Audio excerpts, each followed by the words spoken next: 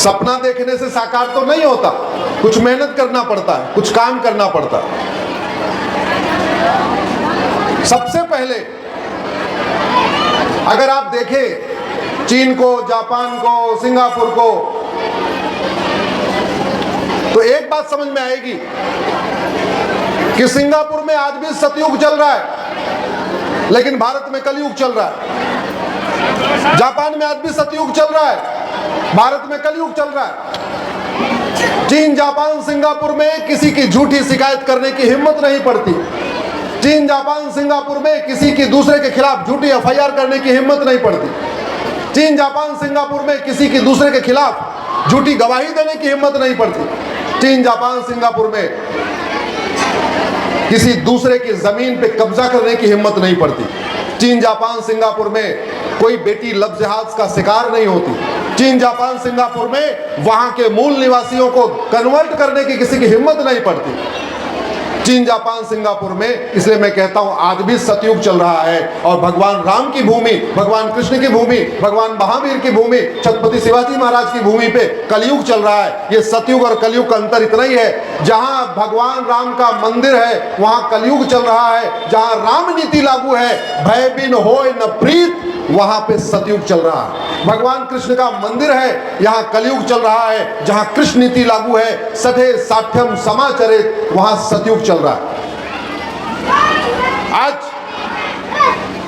लाखों बहन बेटियां नशेड़ी पतियों से परेशान है, लाखों बच्चे नशेड़ी बाप से परेशान है, लाखों परिवार इस नशे के कारण बर्बाद हो चुके। आज की डेट में माँ बाप इस बात से चिंतित है, मैं बच्चे को पढ़ने के लिए भेजूंगा, कहीं हमारा बच्चा नशेड़ी ना हो जाए। आज की डेट में माँ बाप इस बात से चिंतित है, मैं अपनी बेटी को पढ़ने के लिए भेजूंगा, स्कूल भेजूंगा, कॉलेज भेजूंगा, कहीं उसका अपहरण न हो जाए, कोई वो लव जिहाद का शिकार न हो जाए। इसका समाधान है कठोर कानून, और उन्हीं कठोर कानूनों के लिए मैं सुप्रीम कोर्ट में लड़ता रहता हूँ, हाई कोर्ट में लड़ता रहता हूँ। जब जब अवसर मिलता है आप लोगों के बीच में आता रहता हूँ। आज प्रतिदिन 1500 परिवारों का धर्मांतरण हो रहा है।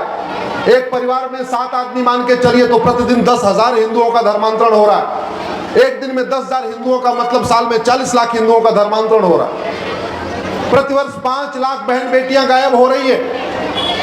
5 लाख में से 1.5 लाख वापस मिलती हैं पुलिस के प्रयास के बाद, 3.5 लाख मिलती नहीं है। 3.5 लाख बेटियां साल में नहीं वापस मिल रही, इसका मतलब प्रतिदिन 1000 बेटियां कम हो रही हैं। 1 लाख करोड़ का नशे का कारोबार चल रहा है। हमारा धन भी जा रहा है, हमारा धर्म भी जा रहा है। तो बहुत सारे खतरे हैं, इन खतरों से निपटना है। लेकिन एक बात तो आप भी जानते हैं कि बीमारी की चर्चा करके बीमारी ठीक नहीं होती है, बीमारी ठीक होती है दवाई देने से। इतनी सारी माताएं बहनें बैठी हैं, आप तक मुझे बताओ कि किसी बीमारी की चर्चा करके वो बीमारी ठीक हुई हो। सच्चाई तो यह है, बीमारी की चर्चा करने से बीमारी बढ़ती है।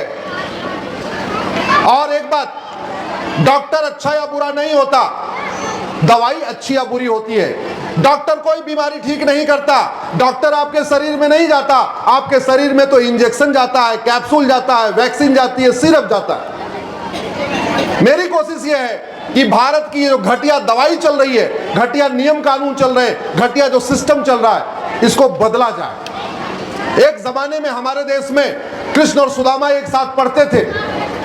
आज की डेट में गरीब और अमीर का बच्चा एक साथ एक स्कूल में पढ़ रहा है क्या? जोर से बोलिए जरा।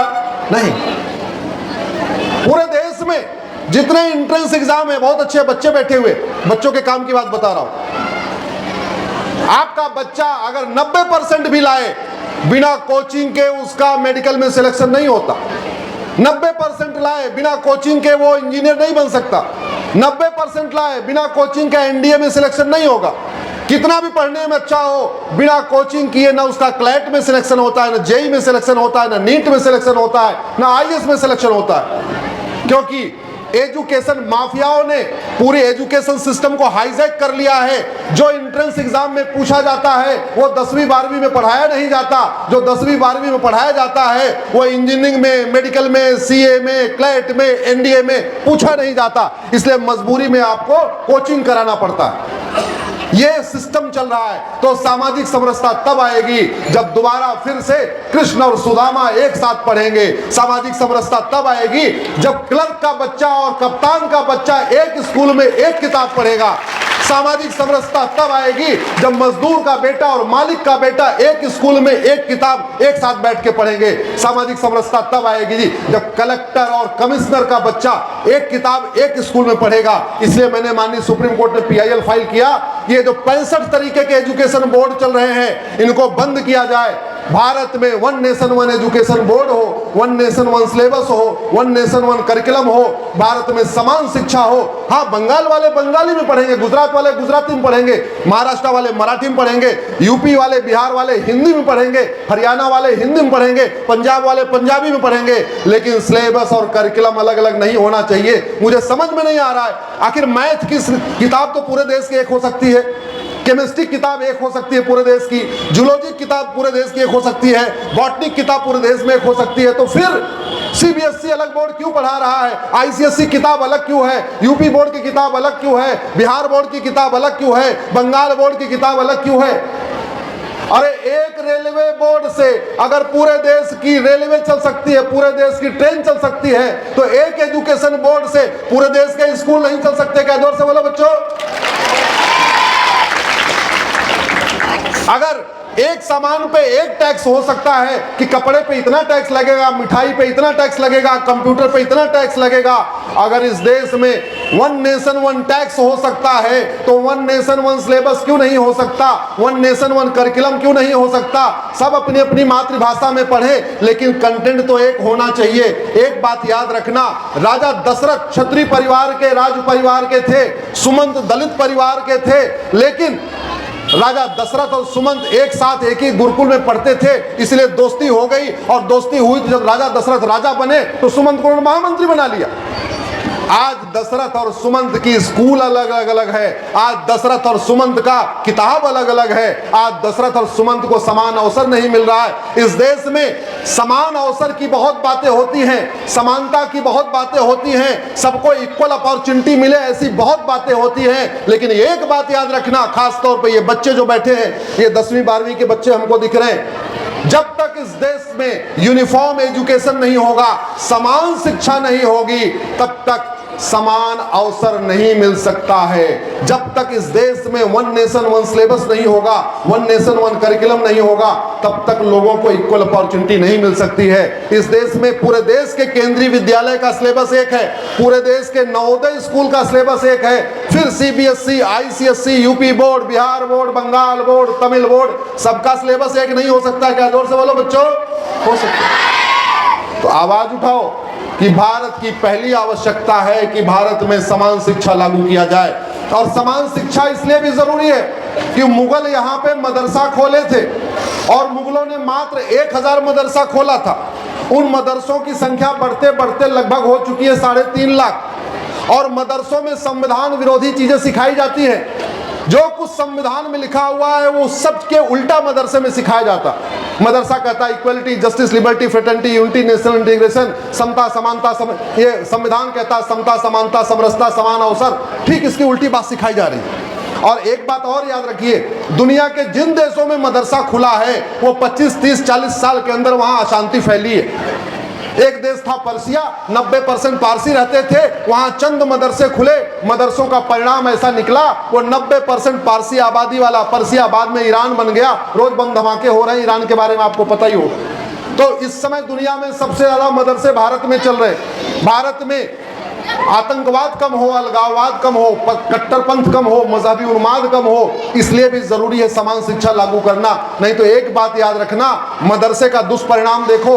यमन शांत समृद्ध खुशहाल था, मदरसा खुला अशांत हो गया। कांगो शांत समृद्ध खुशहाल था, वहां मदरसे खुले अशांत हो गया। ईरान शांत समृद्ध खुशहाल था, मदरसे खुले अशांत हो गया। सूडान शांत समृद्ध खुशहाल था, मदरसे खुले, वहां रोज बम धमाके हो रहे हैं। तो इजिप्ट अशांत है, सीरिया अशांत है, बांग्लादेश अशांत है, फिलीपींस अशांत है, सोमालिया अशांत है, पाकिस्तान अशांत है, नाइजीरिया अशांत है, तजाकिस्तान अशांत है, अफगानिस्तान अशांत है। इन पूरी अशांति का मूल कारण है मदरसा और भारत का संविधान न मदरसा चलाने की इजाजत देता है, न मदरसा खोलने की इजाजत देता है। संविधान में मदरसा शब्द नहीं है, इसके बावजूद 3.5 लाख मदरसे चल रहे हैं। ये काम किया है भारत के ओटजीवी, नोटजीवी, सत्ताजीवी, गद्दार नेताओं ने। इसलिए हम सबको विरोध करना पड़ेगा, हम सबको कहना पड़ेगा हमारी पुरानी शिक्षा व्यवस्था लाओ, जहां कृष्ण और सुदामा एक साथ एक स्कूल में एक अगल बगल बैठ के एक किताब पढ़ें। हमारी पुरानी शिक्षा व्यवस्था लाओ जहां राम और निषाद राज एक साथ एक स्कूल में एक किताब पढ़ें। हमारी पुरानी शिक्षा व्यवस्था लाओ जहां दशरथ और सुमंत एक साथ एक किताब एक साथ बैठ के पढ़ें। और याद रखना, क्योंकि जो वर्तमान गुलामी की शिक्षा व्यवस्था चल रही है, चाहे वो मुगलों का मदरसा है या अंग्रेजों का मॉन्टेसरी मिशनरी कॉन्वेंट स्कूल है, वो विभाजन फैलाता है। गंधार शांत समृद्ध खुशहाल था, जब से कंधार बन गया अशांत है। कुंभा शांत समृद्ध खुशहाल था, जब से काबुल बना है अशांत है। पर्शिया शांत समृद्ध खुशहाल था, जब से ईरान बना है अशांत है। कैकेय शांत समृद्ध खुशहाल था, जहां से माता कैकेयी आई थी, जब से वो पेशावर बना है अशांत है। बालिक शांत समृद्ध खुशहाल था, जब से बल्ख बना है अशांत है। सुवास्तु शांत समृद्ध खुशहाल था, जब से स्वात घाटी बना अशांत है। तक्षशिला शांत समृद्ध खुशहाल था, जब से रावलपिंडी बना है अशांत है। इसलिए जोर से बोलो, एक शिक्षा एक चिकित्सा हम सब की है यही इच्छा। एक शिक्षा एक चिकित्सा, एक शिक्षा एक चिकित्सा। तो भारत में समान शिक्षा लागू होना चाहिए, लेकिन केवल कोर्ट में हमारे लड़ने पे नहीं होगा, ये पूरे देश से आवाज उठानी पड़ेगी। नेता, अभिनेता, लेखक, बुद्धिजीवी, पत्रकार, कलमकार सब लोग मिलकर आवाज उठाएं, भारत में समान शिक्षा लागू हो।